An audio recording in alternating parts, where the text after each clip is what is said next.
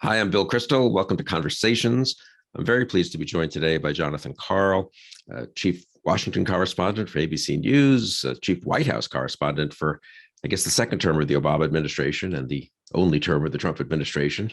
It's a long stretch at the White House, kind of unusual, maybe more than usual, would you say? Yeah, long stretch, and I was there on and off, going back to my early days as a CNN correspondent. So I actually have been in there in the White House as a correspondent, uh, beginning with Bill Clinton. So yeah, Wow. long time. Such a young person too. Amazing, right? And also you covered State Department and defense, and have always, I think, as someone myself interested in foreign policy, you've always been, I'd say, more interested in that than the typical Washington correspondent. So, but you've been honestly a very good reporter in all these areas, and have written two very good books on the Trump administration. In 2020, Front Row at the Trump Show, which covered, I guess, the first 3 years really of the Trump administration, 2.5, 3, and then the 2021 Betrayal, covering the last year, really.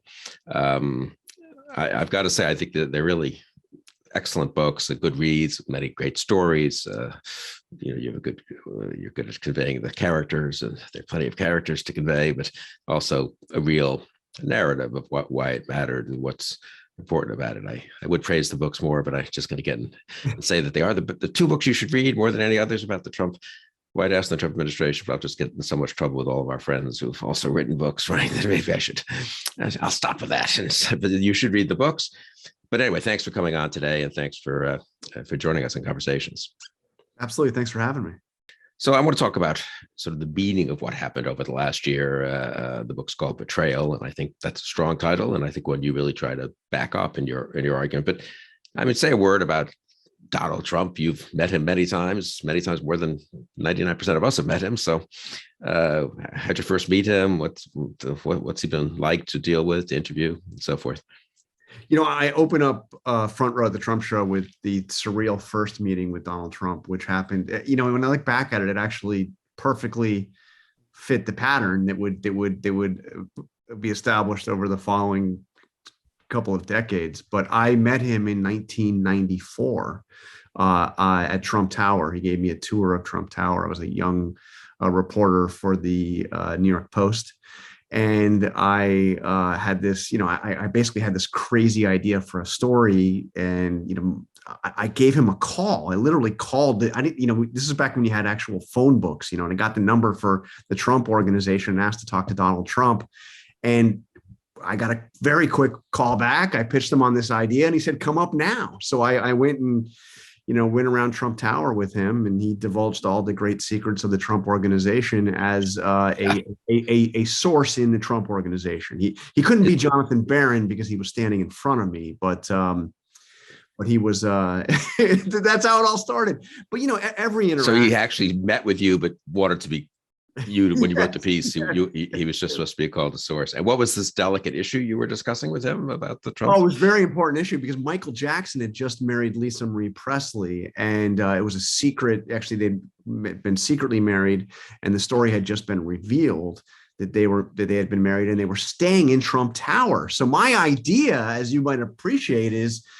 why would the most famous newlyweds in the world, I mean, this is the king of pop and the daughter of the king of rock and roll, why would they choose Trump Tower as their basically honeymoon spot? And he saw some promise with that story. And the New York Post, in classic fashion, made it the big, what we call the front page, secret honeymoon hideaway. And he told me where all the other famous people who had apartments in Trump Tower lived, of course, on background. Sophia Loren is over here on floor X, the king of whatever it was has a place over here, and it was quite a scene. I mean, I obviously never thought I would ever see him at the White House. I probably didn't think that I would end up at the White House either, but years later, I end up at the White House as the president of the White House Correspondents Association, ABC correspondent, and of course with him as president. And I got to tell you, Bill, some of the interactions with him, which I describe in both books, are just unlike, I mean, obviously anything you'd ever have with a president. But I had a lot of contact with him beyond what you saw in the press conferences and out in front of the cameras, he on various occasions would summon me to the Oval Office in my capacity as the head of the Correspondents Association. Every one of those meetings, and I described them in some detail, were absolutely surreal. But they did have one thing in common is I would get brought into the Oval Office, which would be empty, usually with a couple of my Correspondents Association colleagues. And we would be told, sit down, in front of the Resolute desk. We're going to go get the president. And then we would be sitting there alone in the Oval Office, which, as you know, is not really typical, No, yeah, you could be putting bugs in the, under the. Because this has to be a test. I mean, we're clearly being videoed, right? They want to see if I'm going to rifle through the desk or what. But you're there for several minutes, and then he comes in. And anyway, in one of those meetings, which I describe in Betrayal, he actually compared me to his son Barron, and his unwillingness to say that he loves his father. So this is not the stuff you typically, experience. But anyway, that's. You tell one story about a meeting. It's an impromptu press availability, one-on-one press availability with him about North Korea, I think, in the first, it was 2017, 2018, maybe. Yeah, this was almost cinematic. It was the day that Trump announced that he was going to engage in direct negotiations with North Korea, with Kim Jong-un. And we didn't know the announcement was, we knew something big was coming because for the first time in his presidency, he ducked his head into the briefing room, causing, as you can imagine, quite a stir. And the crush of cameras came in. I was back in the ABC News booth on the other side of the briefing room area where the networks have our little offices. And, he came out and he said, we're going to have a big announcement. You guys all have to cover it. It's going to be at 7:00. And it was like, what is this? And then he disappeared. And everybody tried to run after him and up to the press secretary's office, and nobody got any details. I was still working on my script for my story that night, but I walked out and went up to see what I could find out a little while later. The press secretary, Sarah Sanders, was not in her office. And then as I walked back down, you know how small the geography of the West Wing is. As I walked down out of the press secretary's office, suite of offices, to go back to the briefing room, you can see right down the colonnade. And there's a glass door there. And Trump was there standing in the colonnade with Pence, with Sarah Sanders, with a couple of other aides, and he waves me over. The entire, right on the other side of the wall is the briefing room. So all the press is there assembling for what this God knows what announcement's going to be and trying to figure out what it is. And here's the president, and I'm like just a few minutes away from having to be on the North Lawn to report for ABC News on, World News Tonight. And he waves me over. And again, I'm out there until I finally have to excuse myself with the president to do your broadcast. And I'm asking, so is this about North Korea? Is it about talks with North Korea? He's like, no, it's even bigger than this. It's even bigger than that. And I hope you give me credit. You better give me credit. And then he launches into a long, tedious story about one of the first interviews I did with him, telling Pence that basically the message is, I used to be a good guy. Now I'm all this fake news, but I did this terrific interview and he got a lot of heat for it, but it got tremendous ratings. I mean, basically everything he said about it's a little bit off, but I mean, he's the president and he's standing there with the vice president and just kind of like on the verge of this kind of massive announcement, really truthfully, in this case, big announcement. And it's just kind of like reminiscing about an interview 7 or however many years earlier. Anyway, I don't want to dwell too much on him and really get more to what he did in that last year, but it is kind of amazing. One thing you mentioned, the Oval Office and you being left alone there, which is kind of astonishing, you and your colleaagues. One thing that's always struck me, and I'm just curious whether this struck you, never really talked to anyone about this, knows the White House and the Oval Office. Trump, he's such an egomaniac, obviously. I mean, all those photos of him sitting at the desk at the Resolute with people lined up behind him, whether it's, supporters, staff, guests. And I remember I was there a long time ago, but I was in the Oval Office some and in photos. And President Bush, and I think this is true of President Reagan and other presidents, Clinton and Obama, would they would stand up and join, and there'd be maybe some photo of veterans. He's announcing legislation, signing legislation to help veterans, and the veterans would stand, and the president would stand in the middle. Trump always seemed to me to insist on being seated at the desk, and the veterans or whoever it would be behind him in a semicircle, which I think is such a classic sort of childish but maybe effective power move, right? Am I wrong? But did you ever notice that, or am I just like, I once quickly looked at sort of photos from earlier presidents, and I think I'm right that was not the typical way in which one is. It is more like the way one imagines dictators being photographed. I'm at the desk, and my, the staff and the lesser lights are behind me, sort of, but including rather distinguished guests. I don't know. No, you're exactly right. And there was one of those photo ops, which I actually describe in Front Row, which I thought was very revealing too, because it's when he gave an address to the nation, from the Oval Office, and he invites the crew, the television crew that was shooting it, to come and do a photo. And again, the same thing. He's sitting at the desk. He invites everybody to stand around him. Pence was in the room. He invites Pence over to take part in this photo, and Pence, stands to his left, and Trump taps his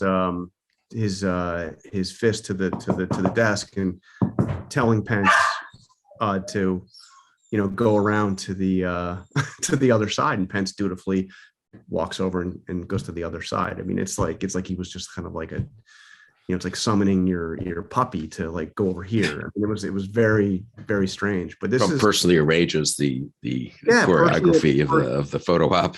Personally arranges the choreography of it, and I don't know if he really had a reason to have Pence over there, if he just wanted to show that he could, like, with a tap of his fist, get his vice president to go over to the other side.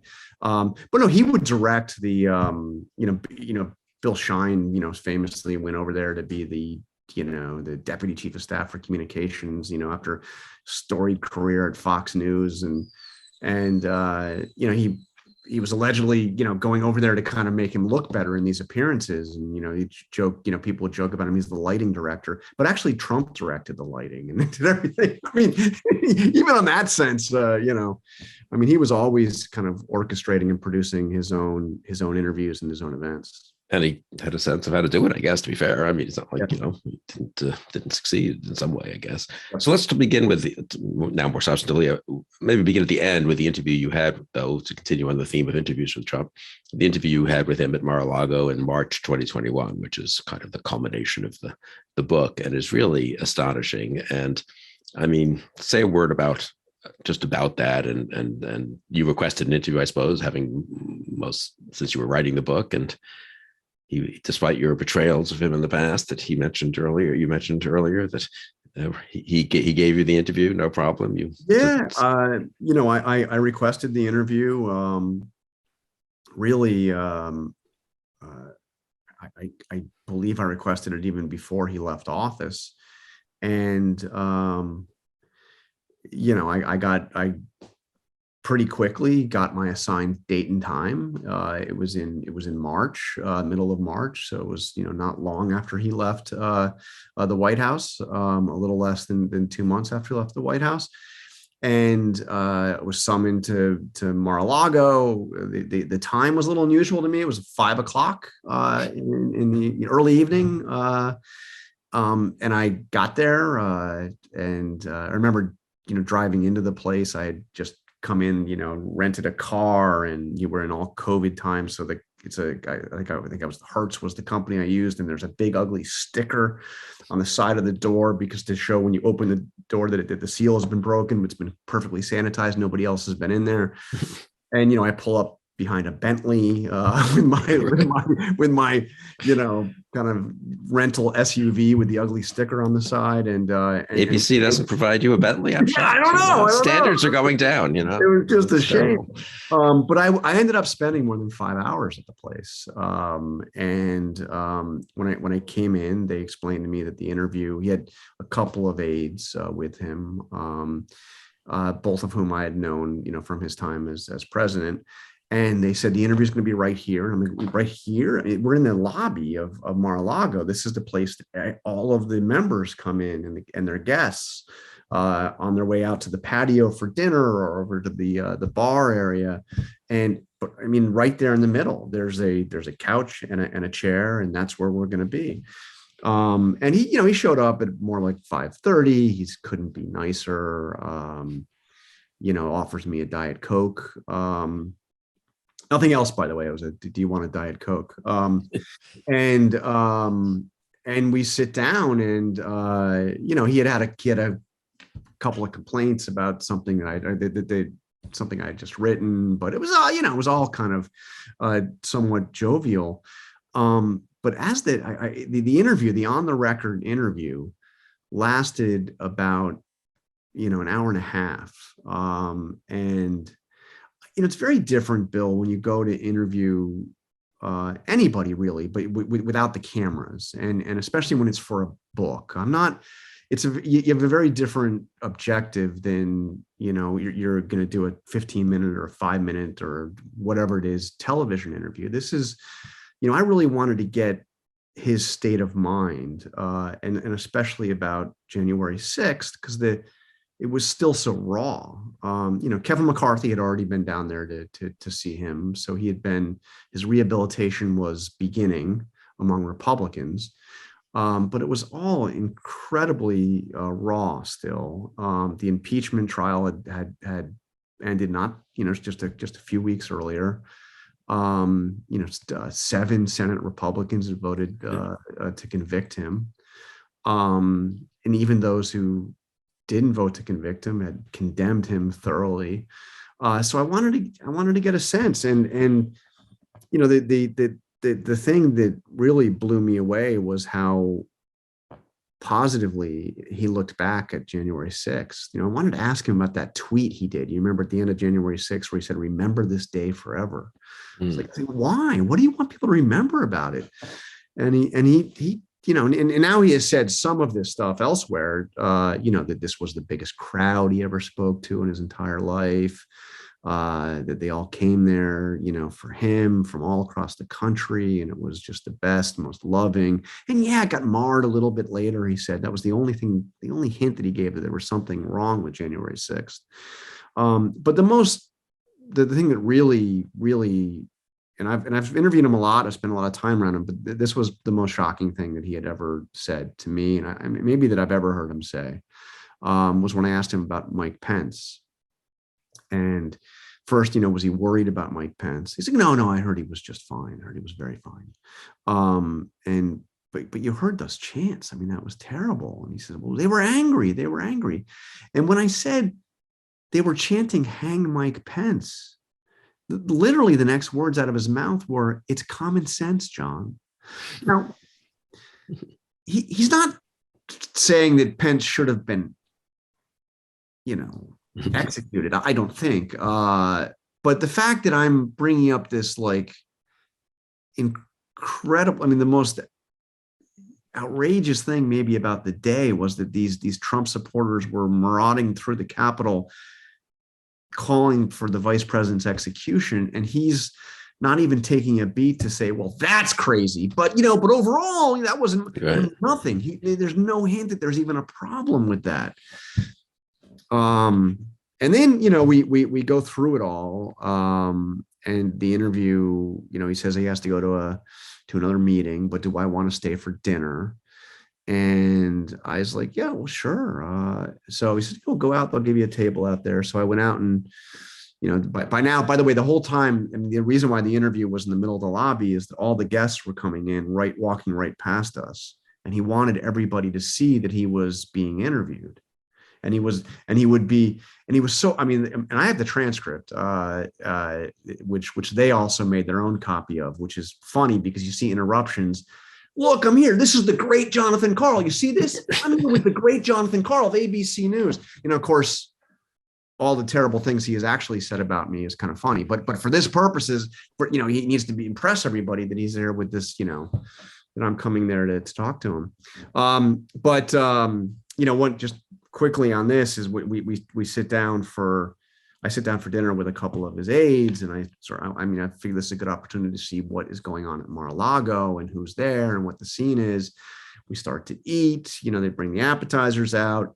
It's an outdoor patio. There's like 125 people or so at various tables. And then people start applauding. I'm like, what is going on? And I look, and then people get to their feet and they start applauding. And it's because Trump is making his arrival to the patio, walking along. There's kind of a colonnade also at Mar-a-Lago.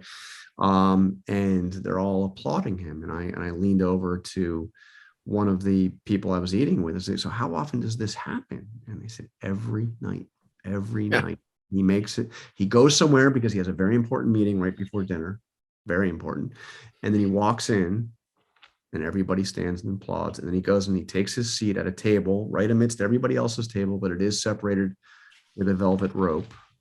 And he has his, in this case, he had Dan Scavino eating with him and a couple of other people. And, anyway, that's the scene down there. That's Trump in exile in Mar-a-Lago.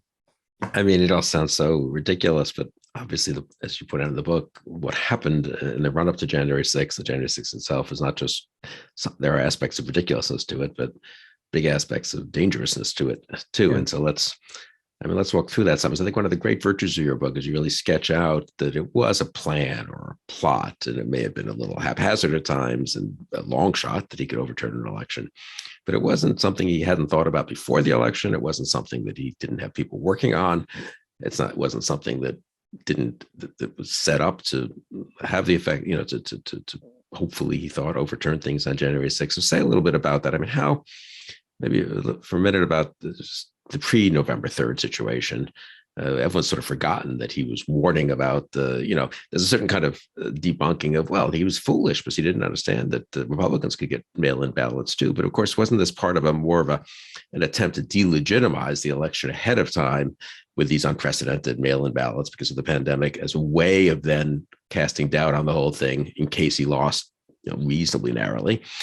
So he then could do what he did between November 3rd and January 6th. I mean, it seems to me people underestimate, they treat him as if he's just kind of a child who doesn't understand how mail-in ballots work, or the Republicans in Florida used a lot of mail-in ballots, as opposed to someone who is perfectly willing to make up things and tell total untruths and conspiracy theories, but kind of for a purpose. Yeah, I mean, he laid the groundwork for everything he did far in advance of Election Day. And there are a couple of things that are important to understand. And I really try to show how this was really building up to the culmination that we saw for nearly a year. My book starts right as he is acquitted in the first impeachment trial.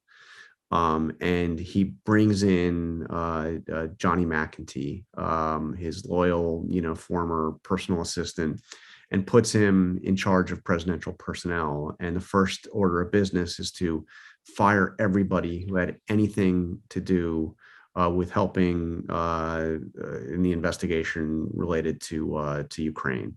Johnny McEntee what is he at the time? 29 years old, something like 29 that? 29 years old. He's actually just turned 29. And as Mick Mulvaney remarked to me later, we were putting somebody in charge of presidential personnel and all the hiring and firing of political appointees in the entire executive branch of the U.S. government who had never hired a person in his life.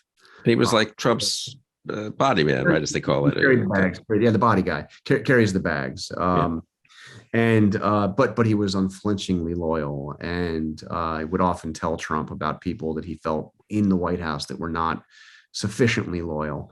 And so, originally, you have like the Sondlands and the Vindmans and the people directly associated with that first impeachment trial that are fired immediately. But then there's this effort to kind of call the executive branch of anybody who is even has a hint of insufficient exuberance in their loyalty for the great Donald Trump. So that's one part of it. But then as the pandemic hits, and he's got that whole crisis on his hands, he is faced with assessments by his political team that his election prospects do not look good. I mean, to their credit, Brad Parscale, who was his campaign manager, his pollster, Tony Fabrizio, and others were quite blunt that things looked bad. This was going to be a re-election was going to be an uphill battle. That the way Brad Parscale, I mean, total, overstatement, but the way he put it to him was, look, you were going to win, over 350 electoral votes in a landslide, because the economy had raged back. You beat impeachment, and then this happened, and now it's bad. It's really bad. So Trump knew that there was a real chance he was going to lose the election. He was being told this by his political team, and if they're telling him bad news, the news has to be really bad. So that's why he was quite. I mean, sometimes Trump really does just say it out loud. I mean, he said the only way we can lose is if they steal it from us. I mean, this is stuff he said in his rallies. He said a variation of that more than once. But the moment that it crystallized to me what was going on is, there's this, we're in a pandemic, the country is locked down, and you have some primaries that are going forward. And, states are trying to deal with how can you safely hold an elections. In some cases, the elections were being postponed. In other cases, they were making rapid provisions for expanded mail-in, voting. But you needed to do something. And what if we're in that situation in November? I mean, my God, what are we going to do? And in my head, I was thinking about the Spanish flu pandemic of 1918, where the peak death toll was actually in early November so I was thinking, my God, I mean, what if we're in that place and people can't vote, because you have to make a choice of keeping yourself safe or exposing yourself to a deadly virus in voting. And there's no vaccine yet, obviously. So. And there's no vaccine, and there's no treatment either. So I asked, actually, at one of those daily press briefings he was having in the spring. This would have been in early April, I believe. I asked him, what kind of contingency? I mean, silly me. I was asking like a serious question of the president of the United States and expecting that he would give me hoping that I would get a serious answer. I said, what contingency plans do you think should be put in place to ensure that the election can go forward? And do you agree with those that are saying that we need to have, universal mail-in voting so people can vote without, going, in person to the polls? And he went on this tirade in response to my question about the evils of mail-in voting, and saying, basically no way, and that it's all fraud. And that, so, I mean, this is April. I mean, this is the spring. And he was laying this groundwork for challenging the results. Again, the important context is, while he's being told by his political team, that he's going to face a tough battle to win re-election. And then he goes through the election campaign, which has its own, I guess, various moments of insanity and so forth, and the debates and all that. But and then he loses and won't accept defeat, of course, on election night, right? I don't know if you were there. Were you there at the White House at that 2 a.m.?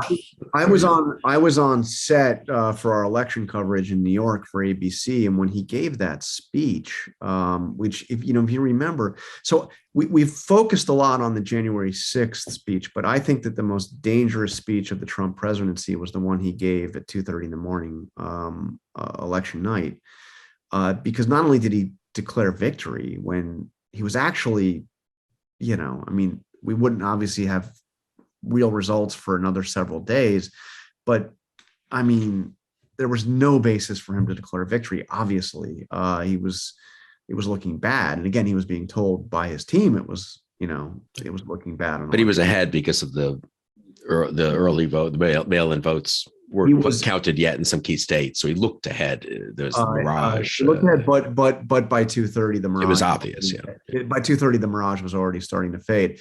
He was still ahead in Pennsylvania, because Pennsylvania was going to take nearly a week to count all the mail-in votes. But the Mirage was fading in Wisconsin and Michigan. Fox had obviously declared Biden the winner in Arizona. It was looking bad. It wasn't definitive. Nobody had declared a winner yet, obviously, but it was looking bad. And he comes out, and not only does he declare victory. But the other thing in that speech that struck me as so dangerous is he said he was going to go to the Supreme Court, and he was going to get the Supreme Court to fix this, and he was going to stop the voting, stop the counting. I mean, think about that. Yeah. Yeah. Stop right now while I'm ahead. And he was going to go to the Supreme Court. And I thought, and I said this on, that night on, I was like, look, he's not going to go to the Supreme Court. There's no basis to go to the Supreme Court. The Supreme Court has nothing to do with this, because people don't understand that. What they know is that he just rammed through a confirmation of Amy Coney Barrett, just a couple of weeks before the election. They know that he's got 3 justices on there. There's now a solid conservative majority. So he's doing 2 things. He's raising expectations among his supporters that somehow the Supreme Court would ride to the rescue, and he won. And then he's raising this like fear among everybody that is opposed to him that, oh my God, he's going to steal it with the Supreme Court. And, memories of 2000 and everything else. And I was just worried we were going to have violence on the streets, that maybe a lot of it's spurred by Trump opponents who are like, oh my God, this guy's going to use the Supreme Court to steal it. So anyway, it was, I think, there are a lot of dangerous moments and very bad moments. I think that was at the top of the list. No, I think that's very important that you call attention to that speech. I mean, just 2 points. Of the Supreme Court, it was a placeholder, you might say, for what he then actually tried to do, which was use the Justice Department and pressure state officials and have electors submit phony slates. So ultimately, he might have hoped that the court would save him, but that was kind of just a way of saying it's not over, so that he could then go about all these other things, which I want to talk about in a second. But I think that's a very important point you make. About that speech on November, I guess would be early in the morning of November 4th. Yeah. I temporarily forgot my other point here, but I was prompted though by your comments, but it'll come back. But so what then gets you? I mean, what struck me most in the next few days, the firing of the defense secretary, and at the end of that week, I guess it was, I think on Friday, since when do you fire defense secretaries, 4 days after an election? And everyone interpreted that as well. He didn't like Esper. Esper had not been, loyal, and it was just kind of vengeance. But, then he puts in people who start thinking about who've talked about the Insurrection Act, and he's meeting with people, former generals like Mike Flynn, who are interested in that. And then the Bill Barr quits. I remember that was when I really sort of got hair on fire and sort of, it's like, I know Bill Barr. I didn't much like what he did as Attorney General, but if he can't put up with what Trump's trying to do, are we so confident that the others are going to block him? And what if you suddenly have the Justice Department saying that it really is in doubt, and the vice president's entitled to say that some of these states aren't resolved and so forth? The other thing I was going to say before, I'll just say a second, is, I was on a call. I don't think it's been much publicized, but not me, but I mean the call itself. There was a series of calls the day after the election where progressive groups were really alarmed, as you just said. they might well be. And there was a big debate on the left, and I'm not part of that world, but I was sort of an ally for this election. Should they go to the streets? I don't mean riots, but I mean, should they have massive demonstrations? Should they call a march on Washington for that weekend, the kind of equivalent of the Women's March after the inauguration, and say, we will not let you steal the election? And they decided no. And a lot of their people wanted to, as you can imagine. Yeah. Partly celebration of the election, partly, we're not going to let you take this away. That's what you do in America. If you're a citizen, you peacefully demonstrate. And I've got to say, they just showed quite a lot of discipline and restraint to the progressive groups, which they don't always do. Sometimes they're disadvantaged, in my opinion, but in sort of holding everyone back. And they really were worried that they would give Trump an excuse. There'd be some violence, there'd be counter demonstrations. Suddenly there'd be, violence in Washington. Suddenly we're back to the Lafayette Square type situation, Insurrection Act. It was an interesting moment that I think has been underreported. It's not a White House moment. It's more of I don't know who covered those groups exactly, but I don't know that it's been reported as much as it might have, how much they kept their people out of demonstrations, including on January 6th, incidentally, when they could have had a counter demonstration, right?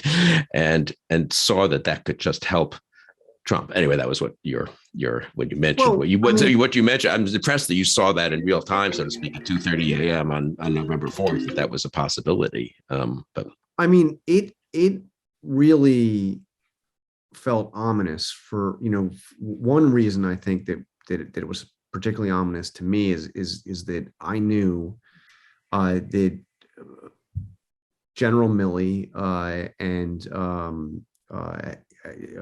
he'd convened with a couple of other senior military leaders a phone call over the weekend with one representative of each of the five major television networks to effectively say, look, whatever happens in the election, the military is not going to be used to adjudicate the results. In other words, there will be no coup. We're not going to. This is the weekend after the election. No, before. Right before. Yeah, and that's really astounding, right? I no, remember hearing. I mean, it's have you ever seen chilling. anything like that? I mean, chilling. It's chilling to have the nation's top military official basically say in so many words, we're worried about take part in a coup. Well, we're worried about a coup, I mean, which means why are we even? What's that? So, and incidentally, Victor, this is General Milley, who, when he was appointed, so my friends in kind of civilian military world were unhappy in a way because he was considered the most loyal, the most Trump loyal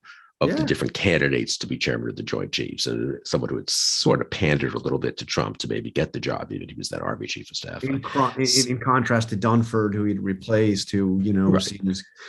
So anyway, that just to bring home how astounding it is that the chairman of the Joint Chiefs, a Trump appointee, was so worried about what Trump might possibly do, or what the civilians who were about to take over defense, maybe he already knew Esper was going to be fired, were to do, that he wanted to get. So why would he talk to correspondents? Just to get on the record, in a sense. Just to kind of it was like this weird reassurance. And so you guys didn't alarm people more than you should, I suppose. Yeah.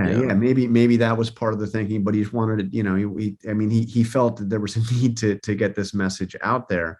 But when the president comes out and tells the country that the voting, meaning the counting, needs to stop. Yeah. Because he at this moment still has a razor thin lead, primarily because Pennsylvania and Georgia are still and that he's going to go to the Supreme Court to make that happen. If people believe that, you would go to the streets and like, oh my God, what is he doing? So then on the Monday, it's not until the results are announced on Saturday by the networks, and then Monday he fires that entire civilian leadership at the Pentagon. Now, he didn't fire Milley, who was confirmed military officer, but he fires the Secretary of Defense. He fires the Undersecretary of Defense for Policy, the Undersecretary of Defense for Intelligence. He fires the Chief of Staff of the Pentagon. I mean, basically a decapitation of the entire civilian leadership that was doing what? That had opposed his call to use the Insurrection Act to send active duty American troops to American streets during the unrest during the early summer, the riots following George Floyd, all of that. So it's like it looks like he's maneuvering to do kind of exactly what Milley warned, said that he wouldn't be part of. I mean, it's really ominous in those early days. Really, really, really ominous. I think more than most people realized. No, I agree. And for me, I was in touch with some people who had been in the Trump Defense Department, who had done and who believed in some of the Trump agenda, but who had left at various times and then got fired. And I mean, the degree to which they were alarmed. Now, some of the alarmism, it turned out, he wasn't going to launch a war with Iran suddenly or something, but the degree to which, if this happened in a foreign country, if the national security agencies, the Defense Department above all, but then there were reports about the CIA that I don't think were false, that he wanted to replace Haspel, and then of course Justice. Those are correct. Those are 100% correct. Is that right? Yeah. He had acted to do it, and then was forced to pull back because it was going to result in more resignations, and it was going to be bad for him. But look, there is a famous meeting which the New York Times first reported about, and then I got much further detail on on November 12th about Iran, where Trump is asking for military options to take out the nuclear program. This is November 12th. This is right after the election, right after the results are out, and after he's brought in his new leadership. And I recount how the new acting defense secretary, Chris Miller, is telling him exactly how it can be done and saying it very much can be done. Here's how we'll do it. We'll fly planes from Barksdale. We'll do this. We'll do that. After that meeting, I report that Secretary of State Pompeo, who had been the ultimate Trump loyalist for really the entire time, called up Bill Barr, the Attorney General, who was not in that meeting, to say that he was really concerned about developments at the Pentagon. And the concern was that Trump could do something dramatic just to try to throw whether it be, launch an attack or maybe rapid, immediate withdrawal of troops from Afghanistan or South Korea or Germany or whatever, or something, on the streets of America, American cities. So, the fact that Pompeo is calling Barr and saying we might have a problem on our hands. It's amazing that Pompeo, to me, just as a side, is still out there pretending like he's like the ultimate Trump loyalist and the great successes of the Trump administration, which he was so central to in his telling. Never a hint of any of this. I also talk about how he was very much involved in the 25th Amendment consideration after January 6th, still out there pretending like he's the ultimate Trumpist. But he saw the danger firsthand and was quite alarmed by it. And Barr, who leaves because he sees what's coming and what Trump then tried to do with Jeffrey Clark and all that, and legitimizing the fake electors. Barr leaves, but with this letter full of praise of Trump, and says nothing. Maybe indicates that the election wasn't stolen, so that's something, I suppose. But otherwise, that the Justice Department has found no evidence of that. But otherwise, doesn't speak up between, to my knowledge, maybe the day after, maybe on January 6th itself, he says a sentence or two, I can't remember, and then subsequently the same. So it is kind of astounding, right? Barr, Pompeo, Pence, in a way that one might say that historians will give them, they deserve some credit for stopping worse outcomes after November 3rd. But they won't talk about that because I guess they think it ruins either their political future, but Barr doesn't have a political future. So what, or they just want to be in good shape with a Trumpified conservative movement and Republican Party. What do you make of all? It is kind of funny when you think about it. Normally if you're sort of I'd say after Watergate, my vague memory is, and that the people who stopped Nixon from doing various things near the end or ushered him out were pretty happy to tell reporters, that what they did, so they're not just Nixon loyalists, they were also people who put the country first. But in a way, these people who did put the country first, I think, sort of for a while there after November 3rd, won't talk about it, which has its, I think, effect, don't you think, going forward, that people don't really understand the severity and the granularity of what happened. They should read your book and they get a lot of it, but I'm saying they don't get it firsthand from these people.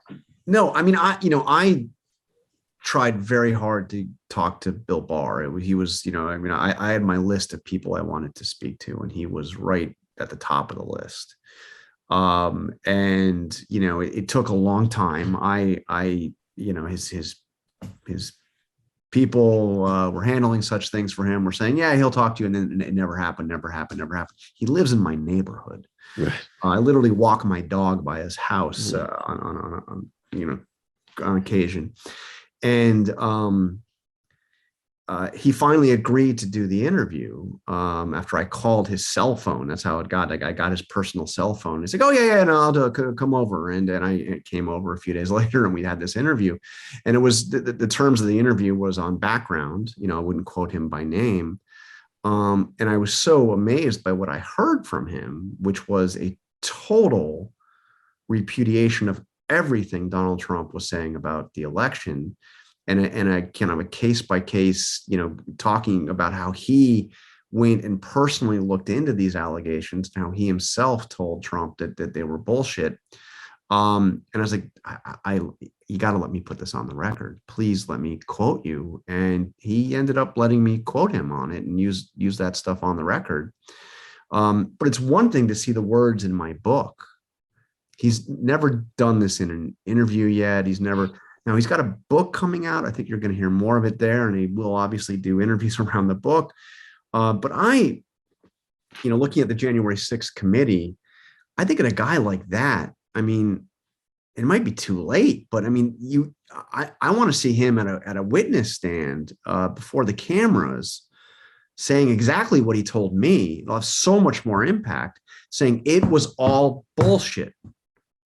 All the election fraud, that Trump wanted him to use the power of the Justice Department to seize control effectively by taking control of voting machines and declaring fraud where there was no fraud, and instructing states, local leaders that they needed to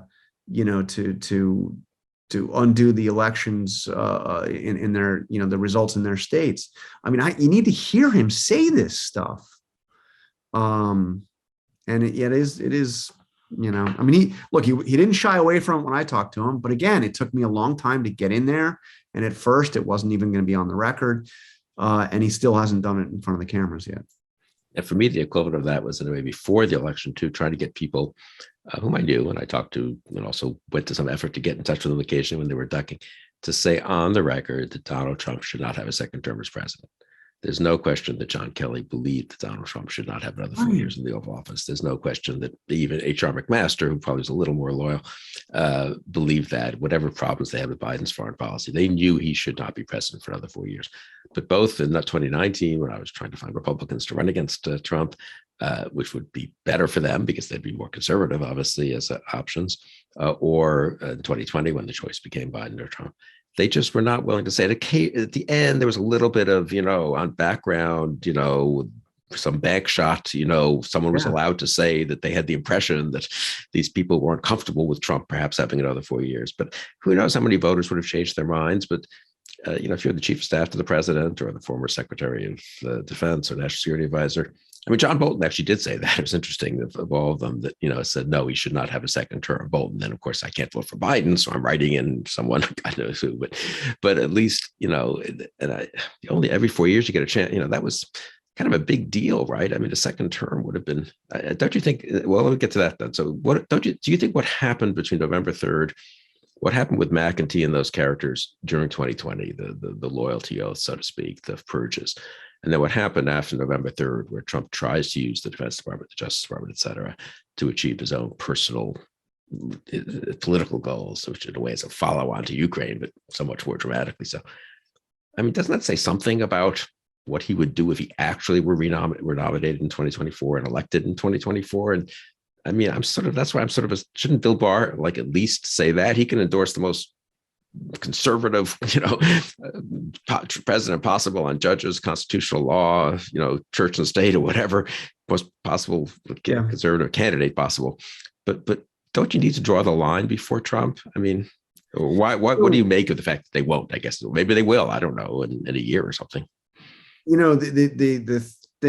reason why the McEntee kind of thread of this story is so important is, if McEntee had his way and had completed his work by the time we got to this transition period, maybe there wouldn't have been a transition because the people that were there would have been totally and completely loyal. So, Chad Wolf over at the, Department of Homeland Security is being asked to seize voting machines because Barr has refused. So now we got this other, so you do it, Chad. And he refuses. Pence refused, obviously, on January 6th to do what Trump wanted. Barr, Pence, Wolf, to a degree, Pompeo. I mean, what if there had been total and complete loyalists in each of those jobs? What could have happened? I mean, these people did ultimately stand up to Trump, even though they don't necessarily want to advertise it much after the fact. I had one of the very first interviews I did for the book was with somebody I can't name, but he was a very prominent and important official in the national security space during the Trump administration. And very thoughtful, very somebody that widely respected, and not in any way considered part of a post-Trump administration, never Trumper, he's not a deep state guy. I mean, he's a real conservative. He was loyal to Trump. But he said to me at the end of the interview, I interviewed him over lunch, and as we were getting up to leave, he said to me, I'm just horrified at the thought of what a second term would have looked like. Who would have been in the cabinet? And the answer is, who knows the names, but the cabinet would have been effectively chosen by John McEntee, or screened by John McEntee. He wouldn't have gotten people that had standing to, willingness to stand up to Trump. I mean, that would have been the goal anyway. It would have been to have complete toadies in each one of those spots, and maybe all acting. I mean, would Trump have gone through the whole process of Senate confirmation? I mean, he was pushing the limits on everything at the end. Yeah, and I think, and it would have been, I think it's so interesting what you're saying, because so the people who stood up to him at the end, I mean, disappointing me for years before that, but whatever, were people from the pre-Trump Republican Party. Mike Pence, obviously, but Pompeo had been a member of Congress and a, so to speak, normal conservative member. I think he had supported Rubio in 2016, if I'm not mistaken. Pence had thought of running himself and was not a Trump's member. He agonized before, and then didn't he support Cruz, I think, in Indiana? He not Trump. Endorsing Cruz and praising Trump. Right. So he was not beautiful. This is great. And Barr, obviously Attorney General under the last year or two of George H.W. Bush. So you had pre-Trump Republicans who had accommodated, rationalized, enabled in ways that people like me found distasteful and dangerous. But whatever, at the end, McConnell I put in this category too, and on the Hill. But at the end, they wouldn't quite, wouldn't quite go along. But none of those people, if Trump were to be nominated and elected by this Republican Party, by a Republican Party that he will have shaped both in 2020 itself, but then for the next 4 years, and will have won presumably then in 2024 or come close enough to overturn it. I mean, the idea, those people won't exist. They won't be pre-Trump Republicans who have accommodated to Trump. They'll just be, I think, really Trump Republicans, right? Yeah. And isn't that sort of Republicans? Yeah. I mean, that's the dynamic, it seems to me, that's going on now, that people don't quite, understand that this is where that last year is what the next 4 years would look like. I mean, not the first 3 years would be sort of what he gradually has overcome. And that's why the astounding, Liz Cheney will not be the number 3 person in the House when Trump's next president. At least Stefanik will be number 3 unless she's the VP candidate in 2024. And she will have explicitly assumed that, won that position of number 3 by being a promoter, not just a rationalizer of or a non-challenger of, but a promoter of the big lie, of the election lie. She sure was. Yeah. So the dynamic that you capture in the last year has continued since that last year. And that's where that interview at Mar-a-Lago is so interesting. You might have, as you heard it, thought, gee, I can't believe he's saying this stuff. But do you think, I don't think he feels that you damaged him by printing what he said, right? I mean, what I thought, as I as he said what he said about Pence, and again, I really think the most, really the most outrageous thing he's probably ever said, at least in my opinion, and certainly to me, for him to have said that, to basically justify the people that wanted to murder Mike Pence. Just think about those words for a minute. I immediately thought, well, what are Republicans going to say about that? This has to be it, right? I mean, that it's probably, the whole he could shoot anybody on Fifth Avenue thing, but I mean, this is, and it's like, I don't know. It'll be very interesting to see if, when we get to primary debates, whether or not he runs, if those that are up there on the stage can at least be asked. Yeah, but it is striking. I mean, Brad Raffensperger, who's you talk about in the book, I believe, and we have the actual audio recording of the phone call to him. There's not been any great rallying to, it's important for the Republic. He's a very conservative guy. He still doesn't regret, he says, voting for Trump. I've had this argument with him personally.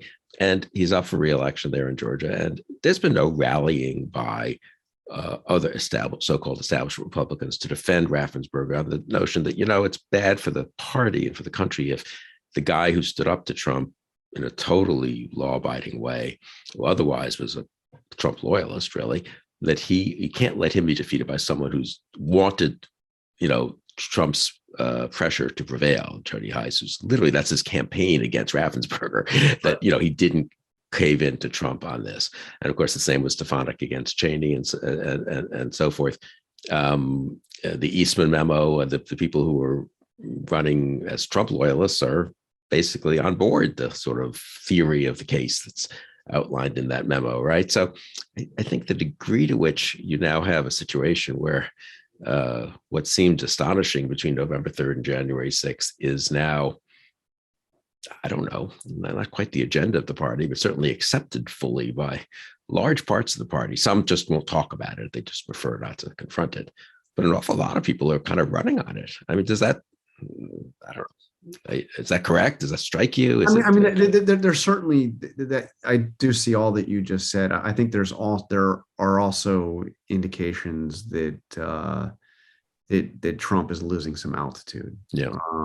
And I don't know if you saw, but speaking of John Bolton, he commissioned his own poll that he says shows that this just out now today. I think we're saying that.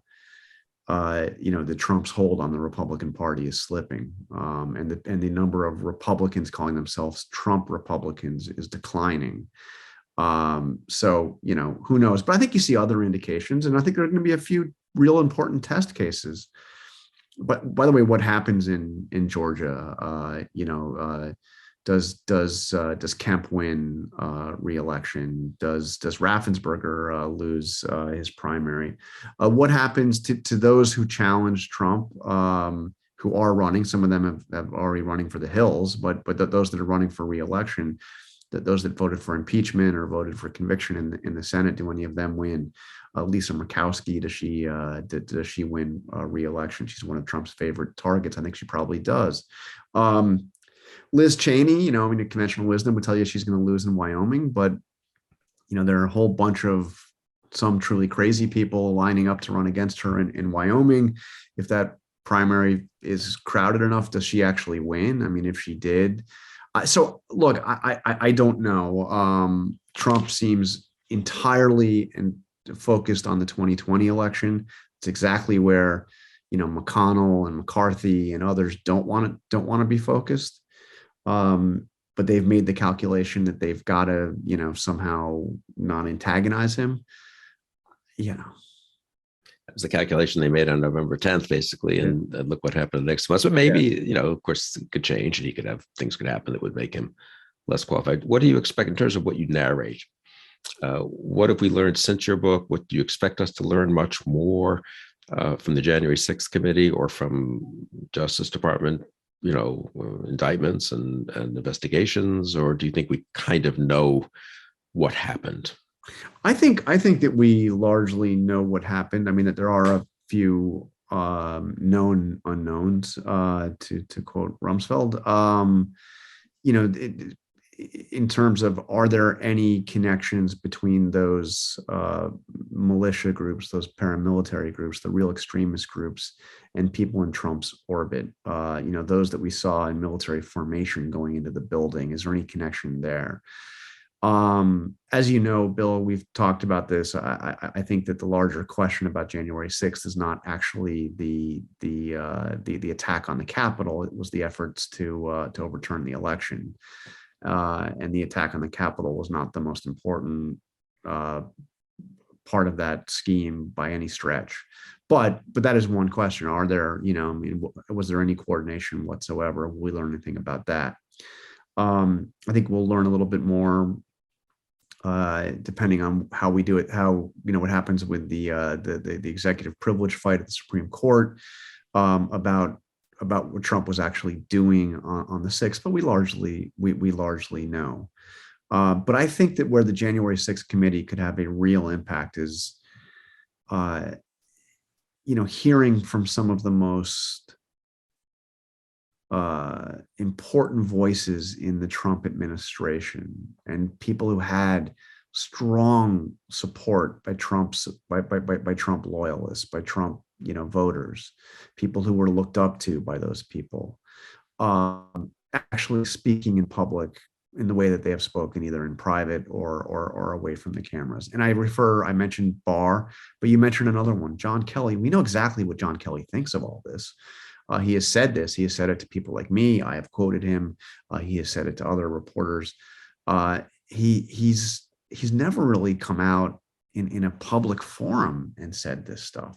So again, John Kelly, retired 4-star Marine general, a guy that kind of reeks gravitas and seriousness, the way he speaks, the way he holds himself, a guy that was entrusted by Donald Trump to run the Department of Homeland Security and to be his chief of staff. To have that guy stand in front of the cameras before the lights and say that Trump was mentally unfit to be president, and why, and go in chapter and verse and say it the way he would say it. To have Barr say what we know he believes about Trump's unfitness and about what he was asking him to do, which would have been, a fundamental violation of his oath of office. So I think that can actually have an impact. They're talking primetime hearings. I mean, I think the country would take a moment, including people that are at, those Trump rallies, would take a moment to hear what John Kelly had to say, what Bill Barr had to say, and what, frankly, what some of these Republican, less well-known, but I think very compelling, these lifelong Republicans in the states, the Maricopa County Board of Supervisors, the Senate leaders in Michigan that thoroughly investigated all of Trump's ridiculous claims out there, Brad Raffensperger, to have them, we know what they have to say because we've heard it, but they've never really had this moment where the eyes of the nation are upon them to tell their story about what happened in the election and the tremendous pressure that they were put on, including, ultimately death threats and all kinds of horrible things, orchestrated by Trump and his team to try to pressure them to say what they knew wasn't true. I think it could be all, I think it actually can move the needle. So it's probably the stuff we already know that would have the greatest impact. Seen in a dramatic and compelling way where people are watching and paying attention. No, I think that's important. Some of my friends who are very concerned, I think correctly, of course, and I am too, about sort of what could happen beyond Trump if he went away tomorrow. The toothpaste is out of the tube in terms of violence, extremism, conspiracy theories, a lot of craziness. That not going to stop if Donald Trump just decides to play golf. That's one question. But having said that, you can't deal with everything at once, and you can't solve all that right away. Obviously, you could fight it in many, many levels, whether it's political primary, Republican primaries or general elections, or fixing social media, or a million things, obviously, right? But I think some of my friends who were very much alarmed about that, and I think they're right to be, don't see though that an important first step would be coming to grips with what you call the betrayal. And that's a little Trump specific in the sense that it doesn't really deal going forward with why, certain people shouldn't be saying what they're saying and how dangerous that is, and whipping up resentments and hatreds and so forth. But if you came to grips with the betrayal and what Trump tried to do and why what he tried to do was so dangerous, you'd at least have a first step, I feel like, in getting towards then it looks backward looking to focus on that, but I think it would affect the forward looking sort of judgment of what's appropriate in a democracy like ours, of what guardrails need to be respected, what norms need to be respected. And so I don't know if you agree with that, but that's why I think I do. It's setting the record straight. But you're right. If Trump disappeared tomorrow, a lot of that is still out there, and if the January not 9, the January 6th committee thoroughly establishes his culpability for all of what we saw unfold, and disproves his lies in the eyes of at least some of those that are believing it. It will have had a tremendous impact, but that's not going to be everything. Yeah. Well, your books and your reporting has laid the groundwork for that. I'm sure you'll be following the January 6th committee. You have any inside dope you'd like to share with viewers here of conversations about what's going to happen there, or otherwise? Or has Trump reacted to the book, to you, just to close where we began, maybe with Trump personally? Has he reacted to you directly about what you've published or what you've discussed in terms of the book? He said he has. He's been pretty disciplined. Another author who I shouldn't say, who was recently down at Mar-a-Lago, said that Trump began by complaining, on and on about me, which I thought was interesting. Yeah. He's put out a couple of statements when the stuff I wrote about Bill Barr, including all the stuff on the record that Bill Barr told me, came out. I did it as an advance in the Atlantic. Trump put out a couple of just long screeds, really long statements. One was specifically attacking Barr, but the other one was attacking me for fake news, saying my story was fake news. And I actually called back up on this. I was like, and I didn't talk to him. I talked to the person that put this, that sent the statement around. I said, but wait a minute. It's on the record. Is he saying that Barr didn't say that I made it up? Or is he saying, what do you, totally incoherent, but, he is continuing to talk to people. Like I mentioned, this another author from what you'd call a mainstream news organization, who went down to see him just recently. He interviewed with Steve Inskeep. I think he's getting a little, desperate that he's not able to get the attention that he used to be able to get. And I think that may make him act in ways that are even more erratic, if that's possible. It is possible, I guess, and also he's not foolish in a way to be saying it's fake. He has to lay just like in 2020. It seemed crazy when he began with the mail-in ballots, and people would say, well, you're a Florida voter now, Mr. President. You know that you're voted by mail, and you know that right. Florida Republicans have benefited from that. Don't you? As if he didn't understand this, but that's not it's not like he doesn't understand what Bill Barr told you, that it was on the record, or that it's crazy, therefore, to say it's fake news. He needs to lay the predicate for his future, as well as for his vanity and so forth. I understand it's some of it's psychology, but I don't think it's crazy from a practical point of view for him to have to sort of keep on saying it's fake news and discrediting what Barr has said and making it possible for him to therefore go forward politically. He can't accept that as the last word.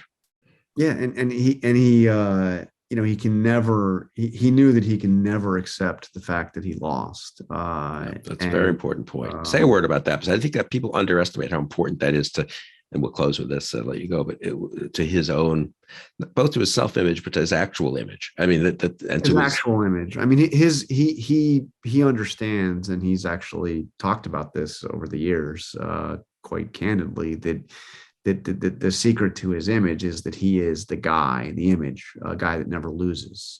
He's the ultimate success story. He's the biggest, best developer. He's the biggest, best business tycoon. He's the greatest, golfer. I mean, and survived the bankruptcy. And I think even the downside stuff becomes part of the success story, right? He overcame the bankruptcies, And the way he overcame the bankruptcies was by maintaining his image. When, during those bankruptcies, the only asset that he had that was worth anything was his name, the brand. And the brand was tied up in the idea that he's the guy that is the ultimate, rich guy, the ultimate success story. So, he said famously of his followers that they would support him even if he shot somebody on Fifth Avenue. But I think in the back of his head, he thinks, but they wouldn't support me if I lost. Interesting. That's the one thing. That's the secret. That's the secret to his success and to his power, is the perception that he's the ultimate winner, even at times when he wasn't, even during his bankruptcies. So he couldn't acknowledge that he lost. He couldn't acknowledge that he lost, by God, to Joe Biden. It would all come crashing down. So interesting. Jonathan Karl, thank you for taking the time to join me today on Conversations. Thank you, Bill. Thoroughly enjoyed it. Thank you. And thanks for your good work, both every day to day, but also with these two books, which I will once again recommend everyone read. And I won't say that you don't have to buy any of the other books that all of our friends have published and are still publishing, but they should begin with yours. So, Jonathan, thank you very much for taking the time today, and thank you all for joining us on Conversations.